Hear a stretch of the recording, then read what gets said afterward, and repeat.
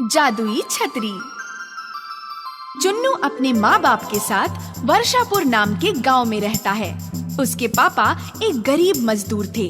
जमींदारों के यहाँ से जो मजदूरी मिलती थी उसमें जैसा तैसा रोज का खर्चा चला पाते थे। ऐसे में अगर कोई और खर्चा आ जाता तो ऐसे लगता जैसे सिर पर पहाड़ टूट पड़ा हो। हर साल की तरह इस साल भी बारिश शुरू हो गई थी। चुन्नू बिना छतरी के जैसे तैसे स्कूल पहुंचा तो लेट हो गया। उसे देखते ही टीचर ने कहा, चुन्नू वहीं रुक जाओ। कितनी बार कहा है तुमसे, बरसात में भीगते हुए मत आया करो, छतरी लेकर आया करो। टीचर जी वो टीचर छतरी होगी तो लाएगा ना। हर साल कहता है अगले साल छतरी लेकर आऊंगा और लाता नहीं है, कंजूस कहीं का। चुन्नू तुम छतरी लेकर क्यों नहीं आते? टीचर जी मेरे पास छतरी नहीं है। तो पापा से कहो हाट से खरीद लाए। ये देखो, ये देख, मेरे बापू ने ये छतरी लेकर दी है। देखो चुन्नू, मैं तुम्हें इस तरह भीगा हुआ क्लास में बैठने नहीं दे सकती। पूरी क्लास गंदी हो जाती है। तुम घर जाओ, कल आना या वहीं खड़े रहकर सुनो मैं क्या पढ़ा रही हूँ। और चुन्नू पूरे दिन उसी दरवाजे के पास तो कभी खिड़की के पास खड़ा टीचर को देखता रहा। वो क्या पढ़ा रही थी सुनता रहा। दूसरे दिन उसने सोचा बारिश शुरू होने से पहले ही वो स्कूल चला जाएगा, मगर जैसे ही वो निकलने लगा अचानक बारिश शुरू हो गई। अरे बारिश तो जोरों से शुरू हो गई। बापू मुझे छतरी लेकर दो ना। लेकर दूंगा बेटा, जल्दी ही लेकर दूंगा।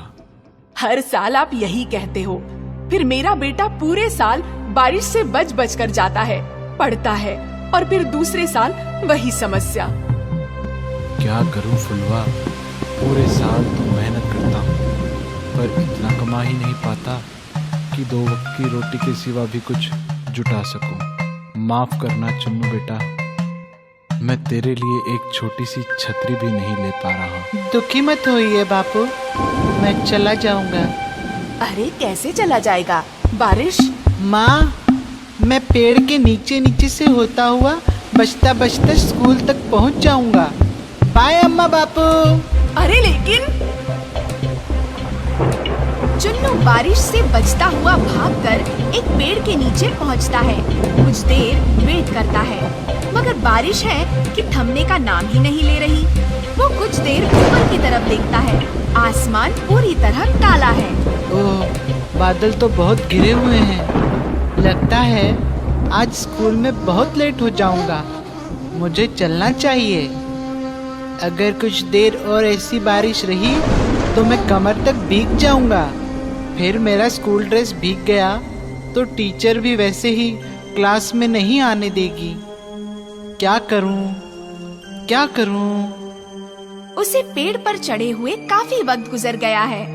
उसे भूख लगती है। वो अपना पेट पकड़ता है। उसे जोरों की भूख लग जाती है। सोचता है पता नहीं कब बारिश बंद हो, क्यों ना तब तक अपने स्कूल का टिफिन खा लूं। और वो अपने स्कूल बैग से अपना टिफिन निकालता है। उसमें रोटी और बुक्का किया हुआ प्याज है। तभी उसे पानी में नीचे छप छप की आवाज आती है। वो देखता है तो एक साधु चलता हुआ उसी पेड़ के नीचे आकर रुक जाता है।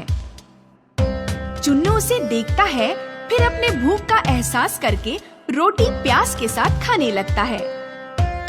साधु उसे खाता हुआ देखता है। चुन्नू दूसरा निवाला खाता है तो देखता है साधु उसे खाता हुआ देख रहा है। वो तीसरा निवाला खाता है, तब भी साधु उसे देख रहा है। साधु उसे देख रहा है, ये देख चुन्नू कहता है, बाबा खाओगे? 2 निवाले खिला दोगे तो भला हो जाएगा बच्चा। आज वर्षा की वजह से भिक्षा नहीं मिल पाई है। 2 निवाले क्या बाबा? 2 रोटी खा सकते हो, पर रोटी के साथ सब्जी नहीं है, सिर्फ मुक्का मारा हुआ प्याज है। जब भूख लगी हो तो हर खाना पंच पकवान लगता है बच्चे। लीजिए। किंतु तुम इस वृक्ष पर क्यों बैठे हो बच्चे? स्कूल जा रहा था बाबा। बारिश तेज हो रही है। पेड़ के घने पत्तों में बचने के लिए यहाँ बैठ गया। छाता नहीं है तुम्हारे पास? नहीं बाबा, बापू से कहा था लेकर दे दो। वो थोड़ा लेकर दे देंगे। ये लो बच्चा, मेरे पास एक छाता है, तुम ले लो। कमाल है बाबा, छाता होते हुए भी आप बारिश में भीगते हुए आए। हम साधुओं को छाते की क्या जरूरत? हम साधुओं को छाते का क्या काम? ठंडी, गर्मी, बारिश, कुछ भी हो, हम तो कुदरत के हर रूप का आनंद लेते हैं। वाह, आत्मा तृप्त हो गई बच्चा। जाओ, खुश रहो। कहता हुआ साधु वहाँ से चला जाता है। उसके जाने के बाद चुन्नू भी पेड़ से उतरता है और छतरी खोलता हुआ स्कूल पहुँच जाता है। स्कूल में सभी उसे इतनी बढ़िया छतरी लिए आया देख चौंक जाते हैं। अरे चुन्नू, आज छतरी होकर भी तुम लेट हो गए। अब तो स्कूल छूटने का टाइम हो गया है। कल से लेट नहीं होऊंगा टीचर जी। अभी अभी छतरी मिली है मुझे। जरूर कहीं से चुराया होगा गप्पू। सभी बाहर आते हैं तो देखते हैं बाहर बहुत ही तेज हवा चल रही है, आंधी सी, और फिर अचानक बारिश शुरू हो जाती है। ये देख सारे बच्चे अपनी अपनी छतरी खोलते हैं। 2-3 बच्चों के पास छतरी नहीं है। ये देख गप्पू एंड फ्रेंड्स अपनी अपनी छतरी खोलते हुए उनकी ओर देखकर हंसते हैं। तभी चुन्नू आता हुआ अपनी छतरी खोलता है और उन 2-3 बच्चों से कहता है, आ जाओ, तुम तीनों भी आ जाओ। अरे हम तीनों इतनी सी छतरी में कैसे आ सकते हैं? अरे पूरी तरह भीगने से तो अच्छा है कुछ कुछ बच जाना। आओ, देखो बच रहे हैं ना हम चारों। हाँ यार, तुम्हारी छतरी तो बहुत बड़ी है। इनकी छतरी कौवा बन गई। गप्पू आ जाओ, मेरी छतरी में आ जाओ, बारिश बहुत तेज है। नहीं, मैं आऊंगा तुम्हारी छतरी में। ए हटो, उसने मुझे बुलाया था। और गप्पू अपने ही दोस्तों को धक्का देकर चुन्नू की छतरी के नीचे घुस जाता है। जैसे ही वो छतरी में घुसता है, छतरी फिर कुछ बड़ी हो जाती है। तभी बाकी दोस्त भी आकर उसकी छतरी में घुस जाते हैं, तो छतरी और भी बड़ी हो जाती है। सभी उसके नीचे सुरक्षित आ जाते हैं। सभी गांव की ओर चल देते हैं। अब रास्ते में एक एक करके कई लोग मिलते हैं। वे भी चुन्नू की छतरी में घुस जाते हैं। धीरे धीरे छतरी इतनी बड़ी हो जाती है कि ऐसा लगता है जैसे चुन्नू नहीं, कृष्ण भगवान है, जो गोवर्धन पर्वत उठाए उनके साथ चले जा रहे हैं। जमींदार साहब, आप यहाँ?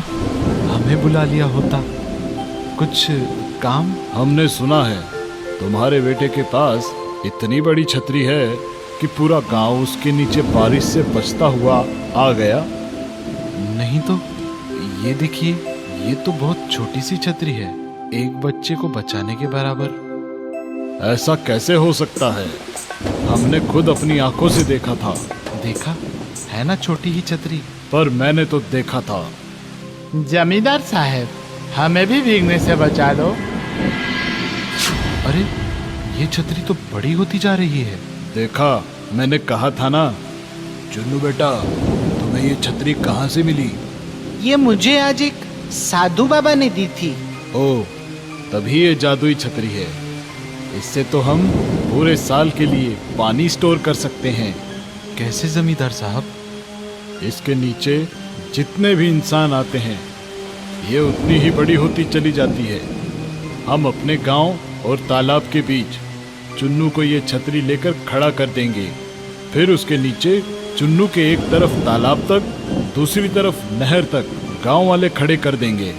उन्हें पानी से बचने के लिए छतरी तालाब से नहर तक बड़ी हो जाएगी। फिर जो भी बारिश का पानी गिरेगा, तालाब और नदी में गिरेगा।